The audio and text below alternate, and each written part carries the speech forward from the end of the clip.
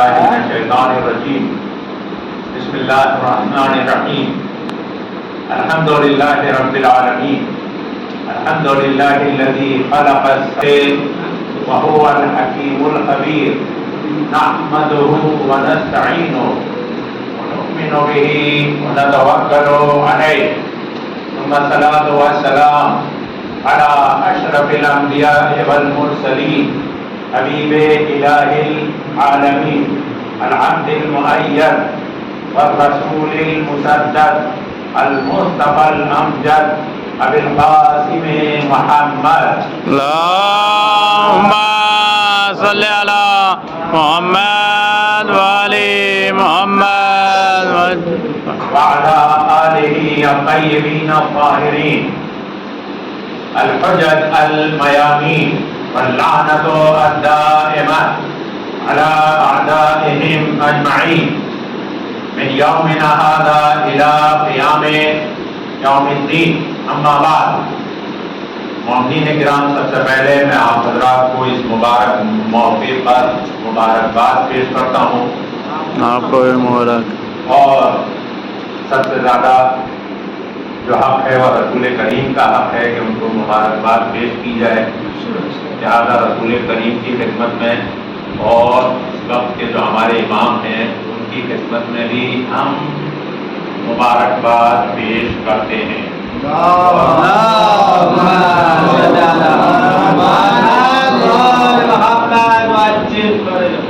ایک بات درود پڑھیں تو میں اپنے دل کی بات کہوں۔ اللهم صل على محمد وعلى محمد۔ آپ نے مجھے حیرت میں ڈال دیا ہے کہ کتنی دیر پڑھنا ہے، لیکن دیکھیے میں کوشش کروں گا کہ آپ کو بور نہ کروں۔ جناب ثانیہ زہرا کے سلسلے میں اب یہ کرنا ہے، میں کوشش کروں گا کہ ایک جو ٹاپک چھیڑ رہا ہوں اس سے باہر نہ نکلوں تاکہ آپ بور نہ ہو جائیں، زیادہ ٹائم نہ ہو سکے۔ اور وہ ٹاپک یہ ہے، ایک لقب ہے اور لقب کسی خصوصیت کی وجہ سے دیا جاتا ہے، کسی خوبی کی وجہ سے دیا جاتا ہے۔ مثلا ام المصائب اس لیے کہا گیا کہ اللہ کی راہ میں اتنے مصائب برداشت کیے، اتنی مصیبتوں پر صبر کیا کہ تاریخ میں بہت مشکل سے ایسی مثال ملتی ہے، لہذا آپ کا لقب ہو گیا ام المصائب۔ اسی طرح سے ایک اور لقب ہے جس پر مجھے بات کرنی ہے، وہ ہے شریکۃ الحسین، یعنی مشن امام حسین کے اندر جو امام حسین کا پروگرام تھا، انقلاب تھا یزید کے خلاف، اس میں اکیلے امام حسین نہیں ہیں بلکہ ان کی شریک ان کی بہن بھی ہیں۔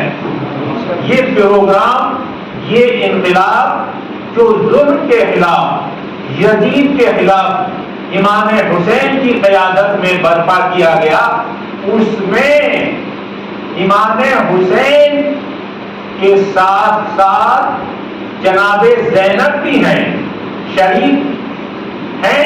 اس کا مطلب کیا ہے کہ یہ جو انقلاب تھا یزید کے خلاف، یہ کامیاب ہوا صرف حسین کے سبب سے نہیں، بلکہ سن 61 ہجری میں 10 محرم تک امام حسین کی شہادت تک اس مشن کی باغ ڈور اور اس انقلاب کی باغ ڈور امام حسین علیہ السلام کے ہاتھ میں تھی، لیکن امام حسین کی شہادت کے بعد یہ جو مشن تھا جو یزید کے خلاف چل رہا تھا، اس مشن کی باغ ڈور زینب کے ہاتھ میں، اور یہ مصلحت تھی کہ امام حسین علیہ السلام نے فرمایا تھا کہ اے بہن، میرے بعد میں اس مشن کی باغ ڈور ظاہری طور پر تمہارے ہاتھ میں رہے گی،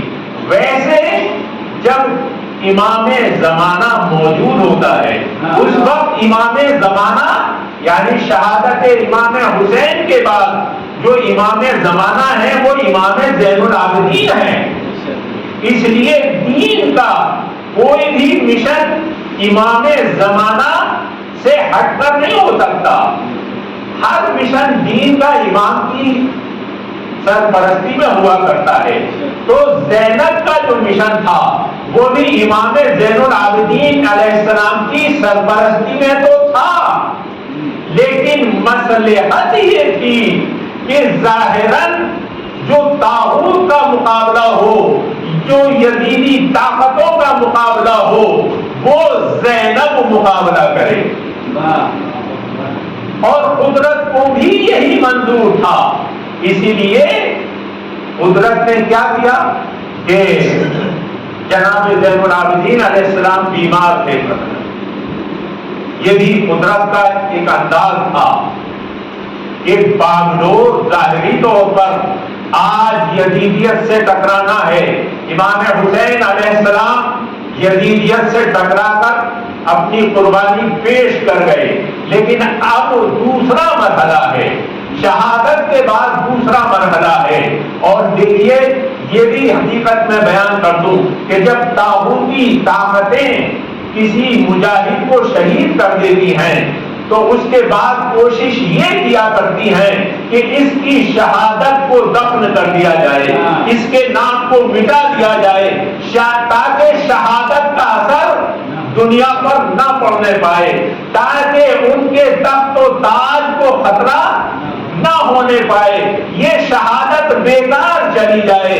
شہادت امام حسین کے بعد یزید کی کوشش بھی یہی تھی کہ یہ شہادت کربلا کے میدان میں دفن ہو جائے، شہادت حسین کو دنیا بھول جائے. اور جو یزید کا پروپیگنڈا ہے کہ ایک خارجی، ایک باغی تھا جس نے خلیفہ رسول سے بغاوت کی تھی، ہم نے اس کو کربلا کے میدان میں ختم کر دیا، یہ پروپیگنڈا باقی رہ جائے. لیکن جناب زینب نے امام حسین کی شہادت کے بعد میں اس قافلے کی باغ ڈور سنبھال کر یہ بتایا دنیا کو. اور اس زینب نے یہ نہیں کہ کوفے سے اپنے مشن کو شروع کیا ہو یا شام سے اپنے مشن کو شروع کیا ہو، نہیں، جیسے ہی بھیا کی شہادت ہوئی زینب نے اس مشن کا پرچم سنبھال دیا. تاریخ گواہ ہے. اگر شہادت حسین کے بعد کے واقعات کو آپ دیکھیں تو آپ کو پتہ چلے گا کہ فوراً یہ ماجائی، یہ ثانیہ زہرا فوراً حرکت میں آ گئی. یزیدی فوج کا مقابلہ زینب نے شروع کر دیا. اور میں صرف ایک کربلا کا صرف ایک واقعہ بتا رہا ہوں کہ آپ کو اندازہ ہوگا کہ زینب نے بھیا کی شہادت کے بعد فوراً بعد میں اس مشن کا پرچم سنبھالا، اس مشن کی قیادت کی کہ 11 محرم کو جب عمر سعد اسیران اہل بیت کو کربلا سے لے کر چلا تو اس وقت جو واقعات ہوئے وہ مجھے پورے نہیں پڑھنے ہیں، لیکن ایک واقعہ بیان کرنا ہے کہ جناب زینب نے وہاں اس جگہ پر مقتل میں جہاں شہداء کی لاشیں بکھری پڑی تھیں، ایک عجیب و غریب منظر تھا. خدا کی قسم زینب جانتی تھی کہ یہ جو جگہ ہے جہاں ان کے بھائی کی لاش ہے، جہاں علی اکبر کا لاشا ہے، جہاں عباس کا لاشا ہے، وہ ایسی جگہ ہے کہ جہاں زینب اپنے انقلاب کو اور زیادہ بڑھا سکتی ہے. لہذا جناب زینب نے اس جگہ تقریر کی، اور خدا کی قسم کوئی عام تقریر نہیں تھی، ایسی تقریر تھی کہ کربلا میں کون تھا؟ یہ تو اسیران کربلا جو اسیران اہل بیت تھے، یہ تو بہت کم تھے. چاروں طرف یزیدی فوج تھی، مگر خدا کی قسم جب علی کی بیٹی نے بولنا شروع کیا تو حال یہ تھا کہ شاید کوئی باقی نہیں تھا کہ جس کی آنکھوں سے آنسو جاری نہ تھے۔ یہ کیا سبب تھا؟ اس لیے کہ زینب جانتی تھی کہ یہ جو مظلومیت ہے، جو مظلومیت حسین ہے، اس کو زینب کے علاوہ کوئی بیان کر ہی نہیں سکتا۔ اتنی بڑی مظلومیت کہ جس پر آسمان والوں نے بھی گریہ کیا ہو، جس پر ساری کائنات روئی ہو، اس مظلومیت کو کوئی نہیں سمجھ سکتا اور نہ کوئی سمجھا سکتا ہے۔ اتنے بڑے ظلم کو اگر زینب کے علاوہ کوئی بیان کرتا تو خدا کی قسم کمی رہ جاتی۔ دنیا یہ نہ سمجھ پاتی کہ حسین نے کتنے ظلم سہے، دنیا یہ نہ سمجھ پاتی کہ حسین کی قربانی کتنی بڑی ہے، کیونکہ حسین کی قربانی اس لیے بڑی ہوئی حسین کی قربانی اس لیے کہ حسین نے صرف گلا نہیں کٹایا تھا بلکہ بے انتہا مصائب برداشت کیے تھے۔ مصائب کے جھرمٹ میں امام حسین نے قربانی پیش کی تھی، اس لیے حسین کی قربانی بے مثال تھی۔ لیکن آج کسی ایسی شخصیت کی ضرورت تھی کہ جو حسین کی مصیبت کو 100% بیان کر سکے، جو حسین کی مظلومیت کو دنیا کے سامنے پیش کر سکے۔ اور خدا کی قسم یہ بالکل واضح تھا کہ اگر آج کسی نے حسین کی مظلومیت کو 100% بیان کر دیا، پوری طرح سے بیان کر دیا، تو یزید کے چہرے سے نقاب اتر جائے گی۔ بے شک اگر حسین کی مظلومیت کا دنیا کو واقعا پتہ چل گیا وہی عظیم ہے تو فوراً یزیدیت بے نقاب ہو جائے گی، یزید کا پروپیگنڈا بالکل بے نقاب ہو جائے گا۔ اس لیے کہ جب مظلومیت حسین واضح ہو جائے گی تو یہ ہو ہی نہیں سکتا کہ مقابلے میں کوئی عام ظالم ہو۔ سلوات پڑھیں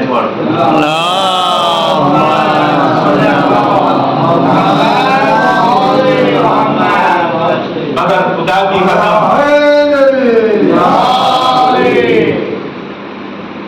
زینب نے مظلومیت امام حسین کو اس طرح سے پیش کیا کہ یزیدی فوجی بھی، یزیدی سپاہی بھی اپنے دل پر قابو نہ رکھ سکے۔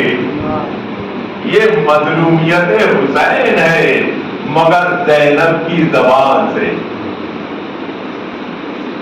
مظلومیت حسین کی ہو اور بیان زینب کا ہو، یہ ہو ہی نہیں سکتا کہ پتھر دل بھی خاموش رہ جائے۔ زینب وہ ہے جو پتھروں کو رلاتی ہے، علی کی بیٹی وہ ہے کہ جو سنگ دلوں کو رلاتی ہے۔ بلکہ روایت نے یہ کہا کہ کربلا میں صرف اپنے نہیں رو رہے تھے، صرف یزیدی فوجی نہیں رو رہے تھے، بلکہ جو گھوڑے تھے، فوجی جن گھوڑوں پر سوار تھے، ان گھوڑوں کی آنکھوں سے آنسوؤں کے دریا جاری تھے۔ بعض حالات میں آپ نے دیکھا ہوگا، آج کل نیٹ کا زمانہ ہے، کہ بعض حالات میں حیوانوں کے اندر بھی احساس دیکھا جاتا ہے۔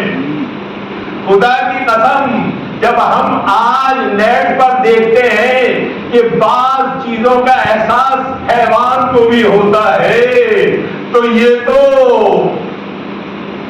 شہادت حسین تھی۔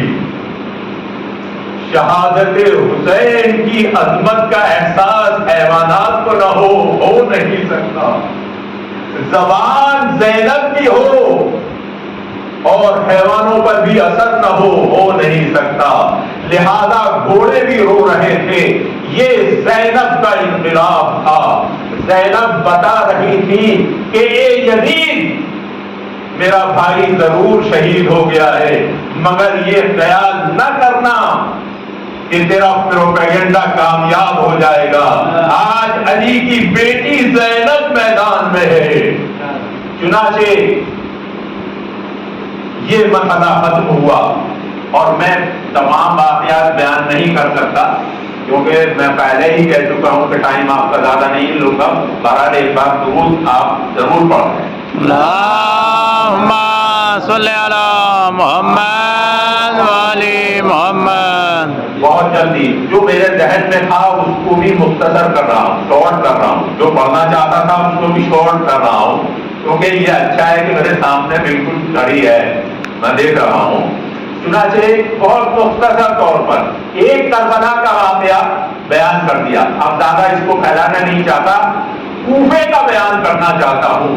کوفے کی حالت یہ ہے کہ جو امیر کوفہ ہے، جو یزید کی طرف سے کوفے کا گورنر ہے، جو حاکم ہے، اس وقت عراق کی جو حکومت ہے وہ کوفے کی حکومت کہلاتی تھی، کیونکہ کوفہ کیپٹل تھا۔ صوبائی حکومت ہوتی ہے نا، جیسے مہاراشٹر ایک صوبہ ہے، انڈیا ایک ملک ہے، لیکن مہاراشٹر صوبہ ہے، ایسے ہی وہاں بھی تھا۔ جو پورے ملک کی کیپٹل تھی وہ شام میں تھی، دمشق میں تھی۔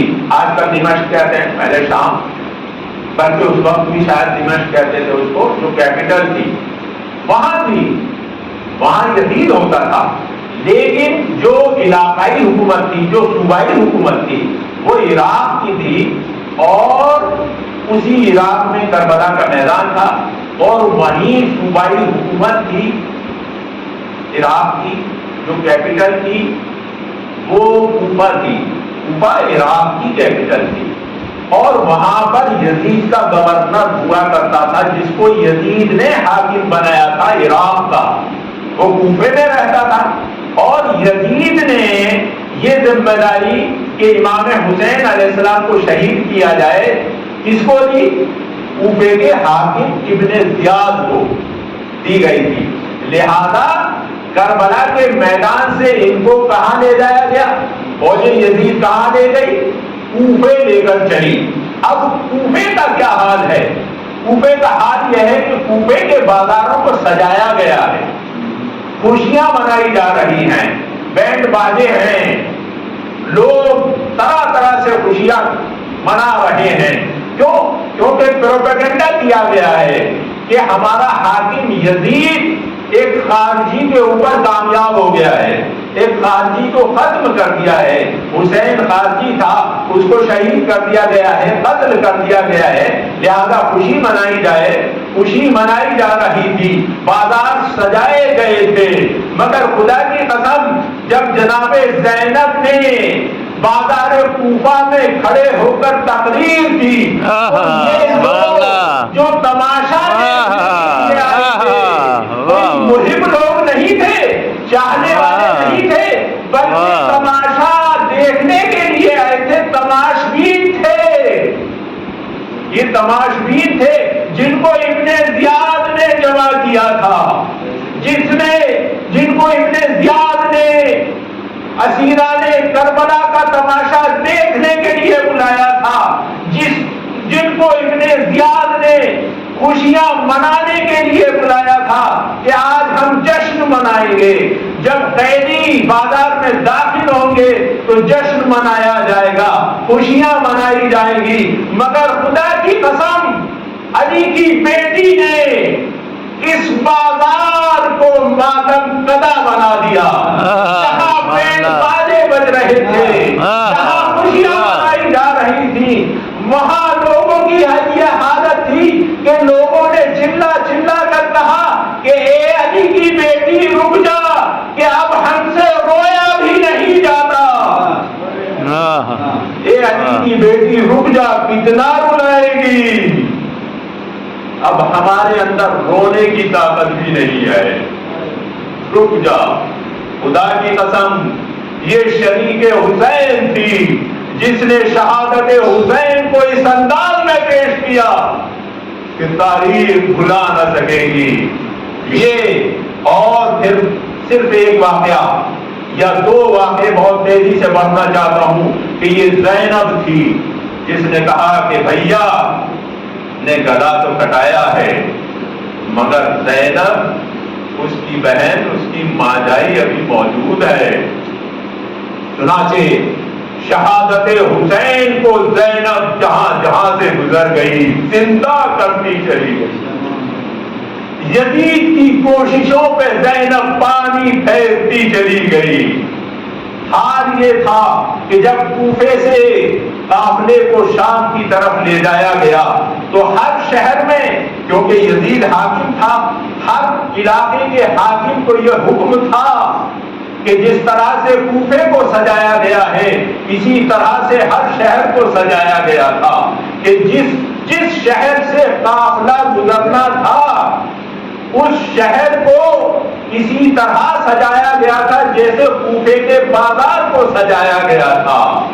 مگر خدا کی قسم زینب جس شہر سے گزر گئی کوفے کا بازار بناتی گئی ماتم قدا بناتی چلی گئی.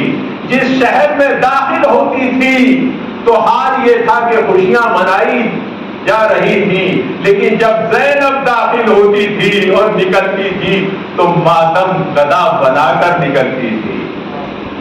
حال یہ تھا ایک ہنگامہ تھا زینب کا.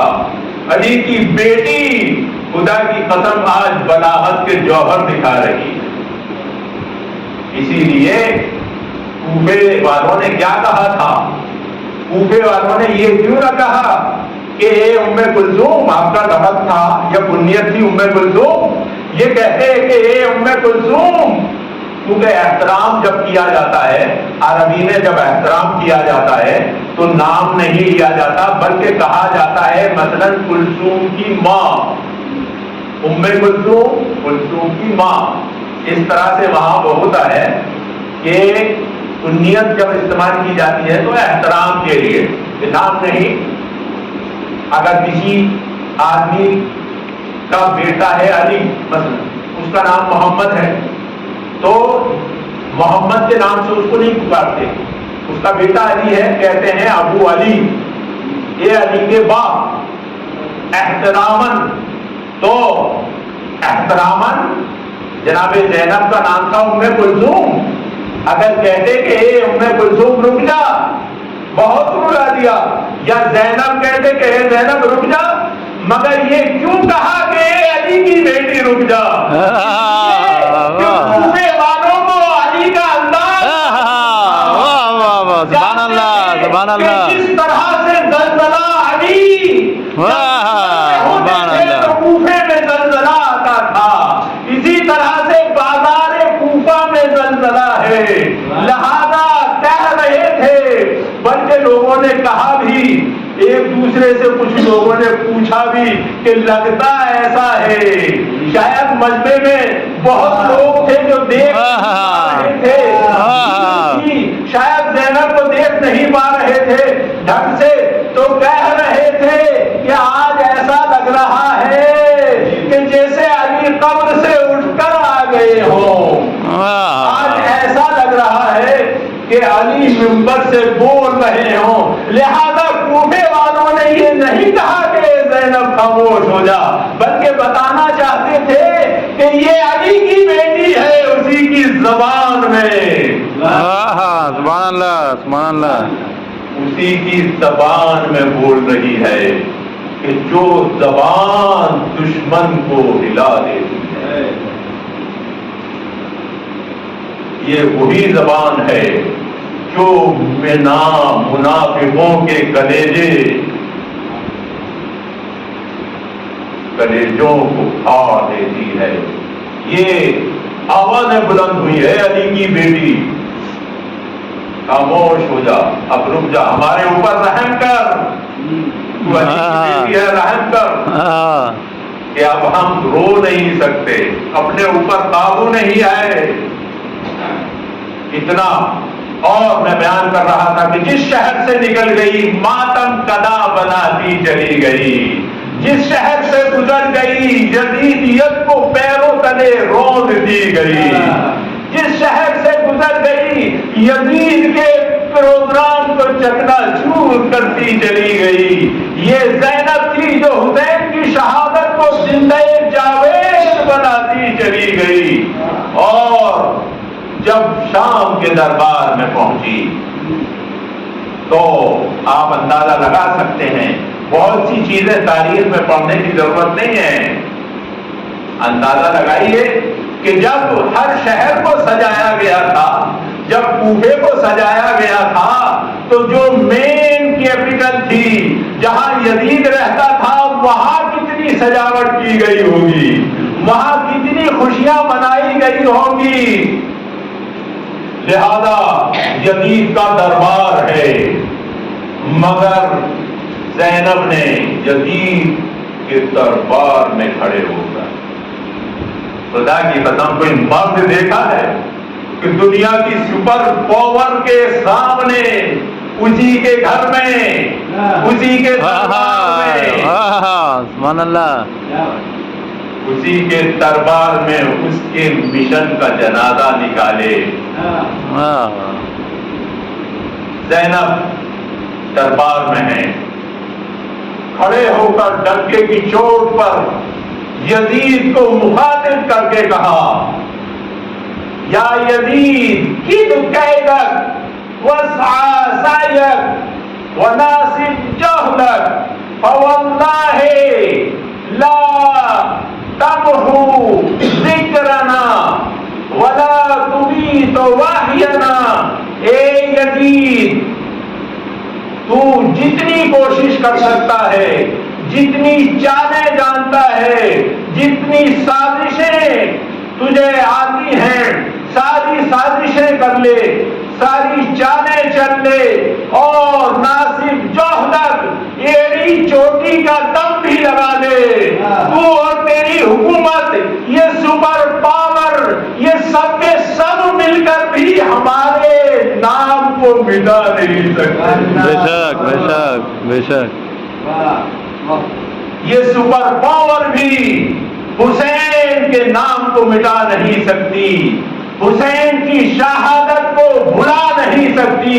اے یزید، زینب کہنا یہ چاہتی تھی کہ اے یزید، میں جانتی ہوں کہ تیرا مشن کیا ہے، تو چاہتا ہے کہ حسین کی شہادت کو بھلا دیا جائے، حسین کی شہادت کو، قربانی کو دفن کر دیا جائے، لوگ نہ جان سکیں کہ کیا ہو گیا کربلا کے میدان میں۔ لیکن جناب زینب نے یزید کو منہ توڑ جواب دیتے ہوئے اسی کے دربار میں کھڑے ہو کر چیلنج کیا کہ اے یزید، اگر تیرے اندر دم ہے، طاقت ہے، تو کوشش کر کے دیکھ لے، تجربہ کر کے دیکھ لے۔ آج زینب میدان میں ہے، یہ ہو ہی نہیں سکتا کہ علی کی بیٹی میدان میں ہو اور دشمن کامیاب ہو جائے۔ حسین کا نام مٹ نہیں سکتا، یہ زینب کہہ رہی ہے۔ آج زینب نے علم اس لیے اٹھایا ہے مشن امام حسین کا کہ حسین کے مشن کو زینب گھر گھر پہنچا کر رہے گی۔ حسین کا مشن زینب اٹھائے ہوئے ہے۔ خدا کی قسم، آج اس مشن اور اس انقلاب کا پرچم زینب کے ہاتھ میں ہے۔ زینب یہ بتانا چاہتی تھی کہ آج علی کی بیٹی کے ہاتھ میں علم ہے، اور میں بتانا چاہتی ہوں اے یزید کہ تو مٹ جائے گا، مگر یہ زینبی مشن ہے، جو اللہ کا مشن ہے، جو حسین کا مشن ہے، مگر آج یہ زینبی مشن ہے۔ یہ زینب اس مشن کو اس طرح زندہ کر کے جائے گی کہ قیامت تک اس کو اس طرح زندہ کر کے جائے گی کہ قیامت تک حسینیت بڑھتی رہے گی اور یزیدیت پہ لعنتیں پڑھتی رہے گی. خدا کی قسم ایسا دفن کیا بیوی نے یزیدیت کو، ایسا دفن کیا کہ آج بھی میں نے سنا ہے کہ دنیا میں اکا دکا کوئی ہے جو یزیدی اپنے کو کہتا ہے، یزید سے محبت کرتا ہے، لیکن صحیح معنوں میں حقیقت کیا ہے؟ حقیقت یہ ہے کہ اس کو غلط انفارمیشن دی گئی ہے، یزید کے بارے میں غلط بتایا گیا ہے، یزید کا چہرہ اچھا کر کے پیش کیا گیا ہے، ورنہ خود یہ یزیدی بھی یزیدیت کو پسند نہیں کرتا، ورنہ خود یہ یزیدی بھی اگر یزید کے کاموں کی حقیقت کو جان لے تو خدا کی قسم اس کا دل بھی گواہی دے گا کہ یزیدیت لائق لعنت ہے. بے شک اس زینب نے یزید کو ایسا لعنت کا خوف پہنایا کہ قیامت تک یہ خوف اتر نہ پائے گا. اور خدا کی قسم زینب نے اس طرح دفن کیا یزیدیت کو کہ آج یزید کا نام تو ملتا ہے لیکن یزیدیت یزیدیوں کے یہاں بھی نہیں ہے. یہ علی کی بیٹی کا کردار تھا. علی نے میدان جنگ میں جس کا مقابلہ کیا، جس کفر کے مقابلے میں یزید آیا مٹا کے رہا، جس کفر کے مقابلے میں علی آئے اس کو مٹا کے رہے. یہی انداز علی کی بیٹی کا تھا. خدا کی قسم یہ جو امام زین العابدین علیہ السلام نے فرمایا،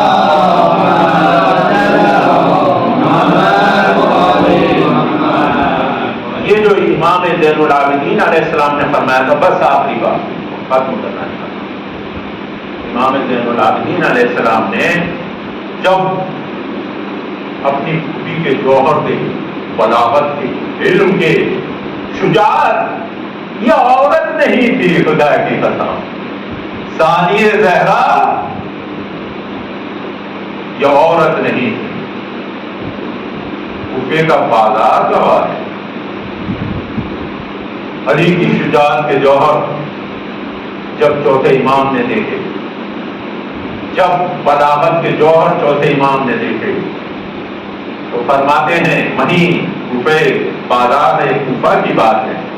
امام نے کہا اے میری پھوپھی آپ عالمہ غیر معلمہ ہیں، آپ ایسی عالم ہیں، عالمہ ہیں کہ جس کا کوئی استاد نہیں ہے. یہ کرم اللہ کا کرم ہے، اس لیے کہ ایسا علم کہ بلاغت کا جواب نہیں. سبحان اللہ سبحان اللہ. ایسی شجاعت کہ مردوں میں یہ شجاعت نہیں، اور ایسا بیان، ایسی حقیقت، ایسا فہم کہ شہادت حسین کو جیسے زینب کے سوا کسی نے حقیقت میں سمجھا ہی نہیں تھا.